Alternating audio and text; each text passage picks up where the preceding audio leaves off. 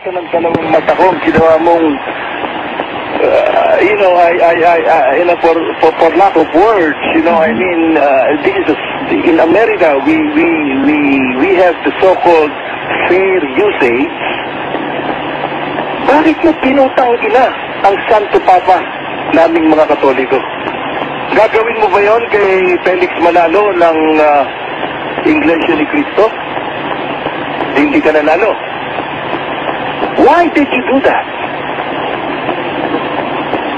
Kalat na kalat dito, lahat ng mga Pilipino rito na nakakausap namin.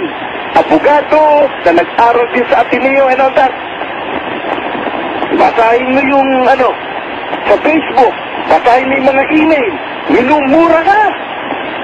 Yung isang sinasabi doon, Lino, sasapakin ko yan. Ang kanyang pangalan, Boji, abogado. Yan ba niya magiging representative natin? Sapagkat alam mo, Mr. Duterte, ang sinasabi kong katapangan mo, ikaw ang magpapairal ng batas. At ang kapulisan na nasa tulyahan na kung ano-anong pakotong-kotong ang ginagawa sa halip na ipagtanggol ang mga taong bayan na pinapatay ng mga hudas at halimaw ng mga durog sa mga pinagbabawal na gamot, I thought na ikaw ang dapat na maging Pangulo at ikaw ay susundin ng sandataang armas ng Pilipinas, the Philippine National Police at ng Defense. They will not! Kasi alam mo, Mr. Duterte, you should be prosecuted. Ito sa nakita ko.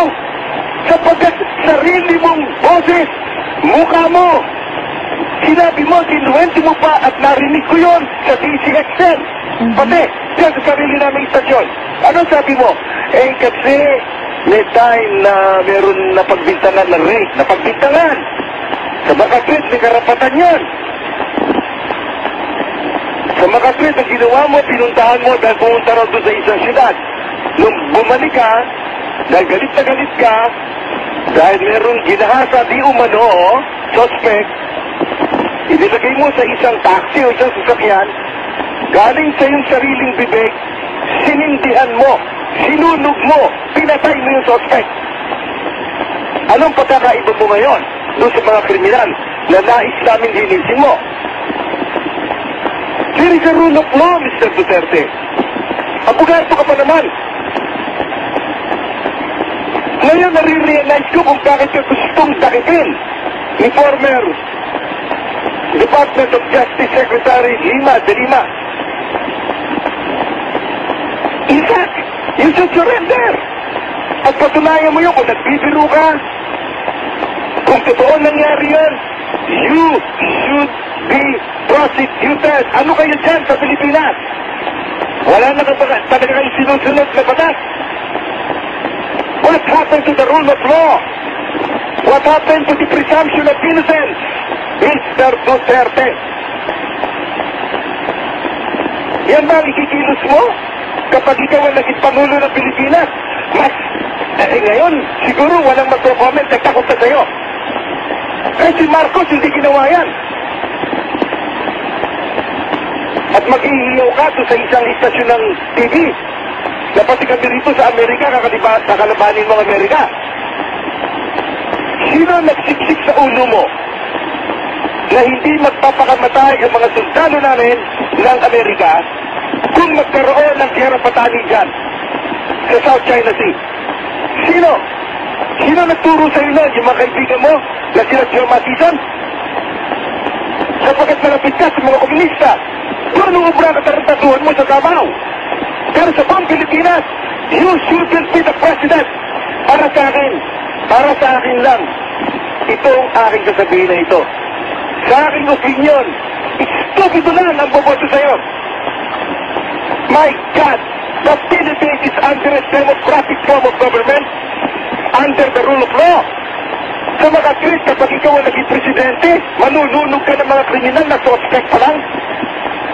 Pwede mong, dahil mahilig ka rin sa babae, gagasahin mo kahit sino.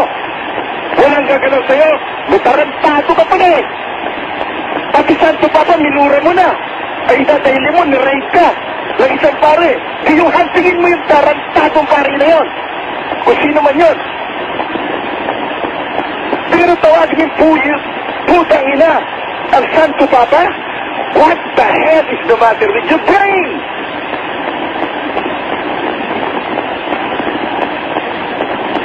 Kaya sinasabi ko, ikaw matapang ka lang dahil nakapaligid sa'yo bodyguards mo.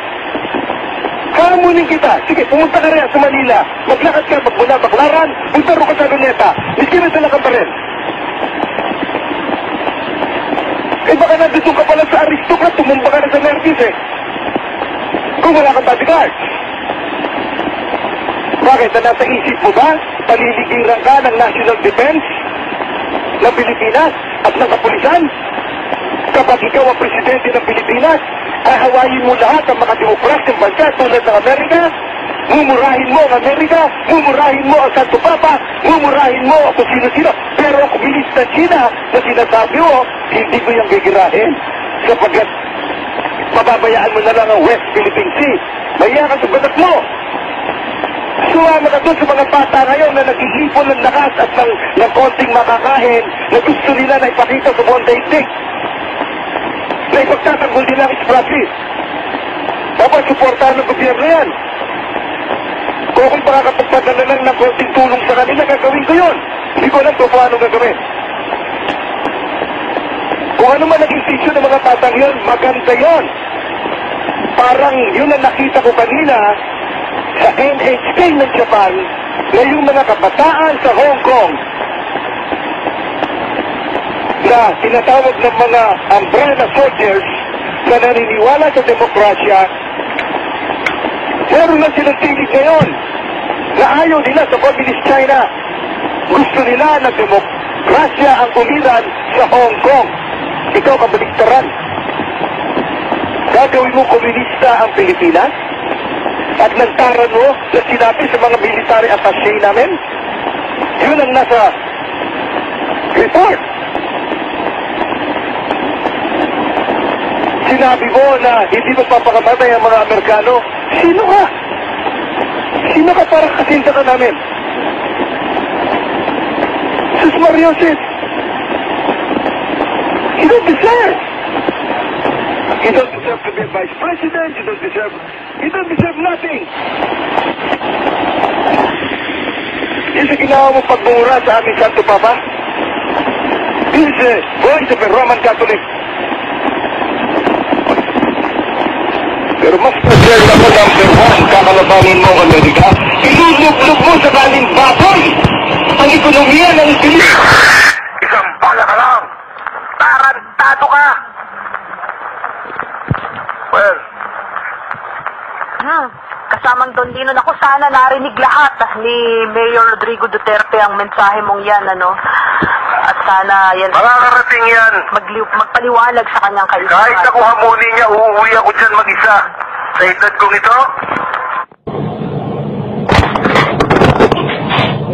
Diyan sa Pilipinas, I'm willing to have a, parilan sa kanya. Kaming dalawa na. Yung sa loob ng Panginoon para wala kaming tamaan ng mga sibilyan.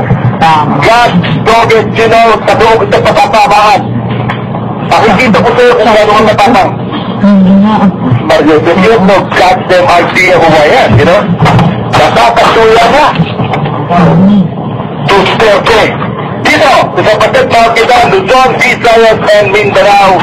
Pasensya ka na, Miss Grace Mariano. Okay lang po yun.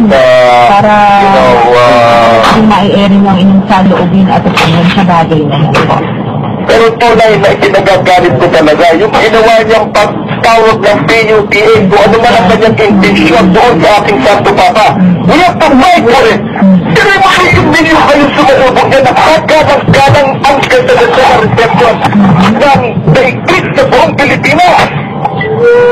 Isang Duterte, sinuwas ng matahol pa sa isang surot ang ating Santo Papa. Ano ginawa sa kanya ni Santo Papa? Diyos Mayotes, napawaring ka naman ng hudas na kung sino ka man.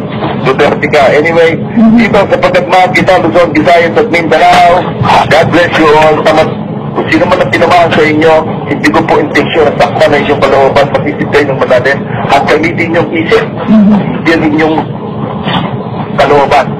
That emotion, gamitin nyo ang inyong isipan sa lahat ng aking mga pinikta sa inyo. Delikadong tao yan, iluslog kayo sa kaning baboy niya. Back to you, Main Grace Maya.